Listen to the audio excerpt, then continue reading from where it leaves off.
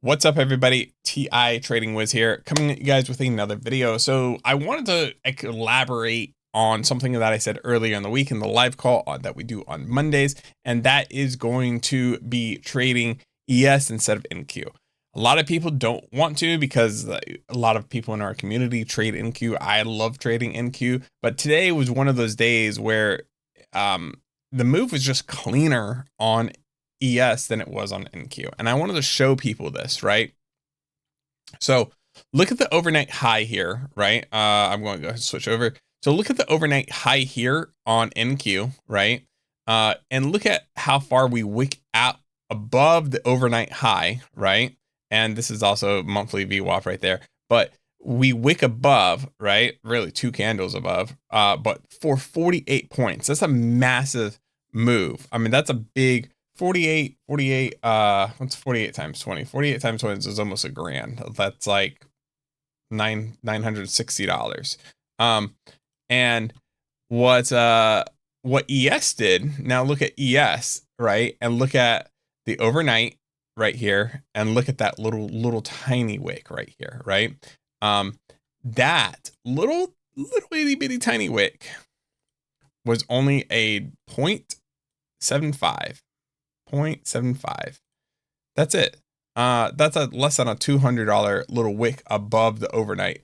So this kind of gets into this is why I say this move was a lot easier to read and get a good entry on ES than it was on NQ. That's just the nature. That's the name of the game. Like, it's just easier sometimes. Yeah,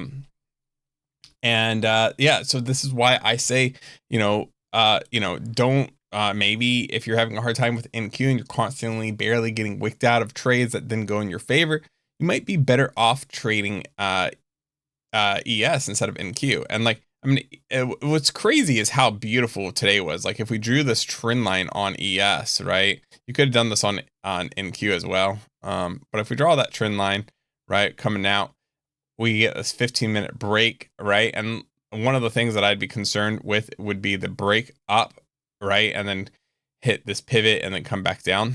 I wish it kind of looked like it started to do, but it just kept on going. So once we got this close, taking this long and putting your stops underneath here was a valid long. Putting your stops right under the slow. That'd be a 10-point stop on ES. For a nice little run. The better setup would have been to wait for to enter closer to the pivot point, probably up here, right? And just I can point out to you guys, let's see, on the 2-minute, I think on ES, it looks incredibly nice with this push through the pivot and it come back down and retest up that pivot, right? And so this is an ideal long right there. You're something like that, where you're only risking about 3 to 5 points on ES for a huge move. The fact that we came back and retest highs was wild to me. I mean, on a move this big, where we're already past S2, for it to come back, and make this V shape. It doesn't happen very often, but when it does, man. It also just had a great move on NQ as well. It's a very similar move. On the NQ, I think it was a little bit easier reading that little bump up and then onto its pivot as well. Where we had a little bit of rejection. And again, if we went down to the 2 minutes, you can see all my drawings and stuff. But we get down to the 2 minute, you can kind of see we form this level. We have this little push down, this push up, and then we form a level on the pivot here, right? And then we push up off of it. And so, another kind of nice valid entry on this push up here. And this is a high point of failure because we have this right here and we're already in this downtrend. So I'd be very careful trading in this zone.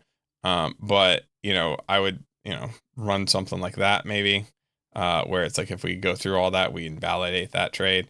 20-point stop, something along those lines. You could wait for confirmation.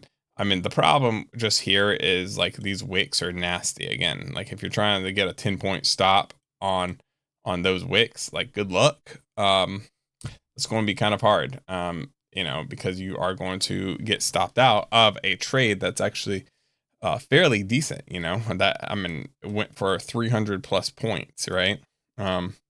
So, you know, you have to kind of look at that, you know, look at that with, you know, good eyes, right? I mean, the other better entry would probably be like if you could get in on the wicks down there, right? I mean, that would be the perfect entry, but I mean, it's hard getting in on wicks like that. I'm trying to think of like what would be the best entry point here.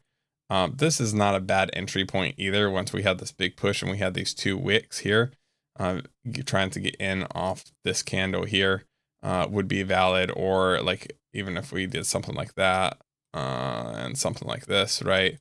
And get this on the break. So basically being able to take the breakout of this right here, right?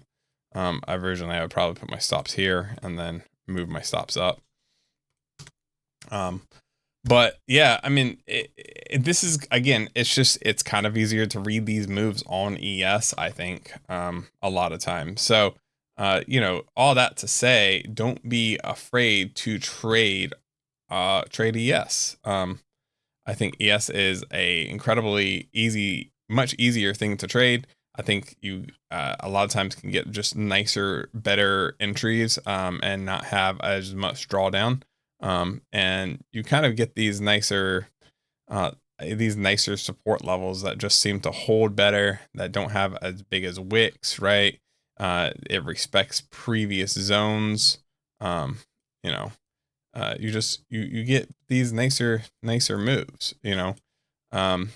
And you know, you can even see like where we have like the change of character here, right? Where we finally broke through. You can see how we reacted off that change of character with that big wick up before continuing down to the downside, right? You can see if we draw that change of character out over here, you can see how that ends up being like a high point of like failure over here. If we draw a line like that, you can see kind of how we struggle at that point, right? So shorting this is a valid play as well for a little scalp, right? Shorting that level when we come back to it.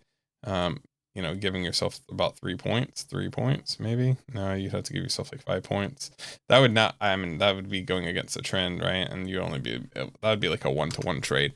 Probably wouldn't be the best, but it would be a valid entry. I mean, this is just me trying to show how I think ES is just a little bit easier to read. Things just get respected a lot more, I feel like. Levels seem to just be more valid, right? Especially when it comes to like overnight levels. You know, so you know, do what you want with this information. You know, if you wanted to give, if you're having, again, a hard time and you find yourself getting stopped out a lot on NQ, ES might be the play. So that's it for this video. Make sure you guys like, subscribe to the channel if you guys haven't already, and I'll see you guys in the next video. Peace.